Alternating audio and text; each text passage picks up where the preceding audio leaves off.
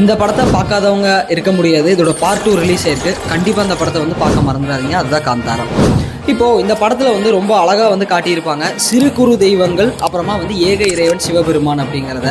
இதை தான் வந்து வள்ளலாரும் அவ்வளோ அழகாக வந்து அந்த கான்செப்டை வந்து சொல்லியிருப்பாரு. இது ரெண்டுமே வந்து ரொம்ப அழகாக ஒத்து போகும். எப்படின்னு வந்து பார்த்தீங்க அப்படின்னா, இந்த கணங்கள், இந்த சிறு குறு தெய்வங்கள், இது எல்லாமே வந்து பார்த்தீங்கன்னா இறைவனால் மனிதனை பாதுகாக்க அனுப்பப்பட்டவை. இந்த சிறு குறு தெய்வங்களோட சக்தி நிலைகள் அபரிவிதமானது தான். ஆனால் அதுங்களுக்கும் ஒரு பிரச்சனை வரும்போது அதை காப்பாற்றுறது ஏக இறைவனாக தான் இருக்கும். வள்ளலார் எவ்வளோ அழகாக சொல்லுவார் அப்படின்னா, நீ என்னதான் சிறு குறு தெய்வங்களை வழிபட்டாலோ அதை தாண்டி நிற்கிறது நம்ம ஏக இறைவன் தான். ஸோ அவரை பிடி, அவரோட கால சிக்குன்னு பிடி அப்படின்னு வந்து சொல்லுவார்.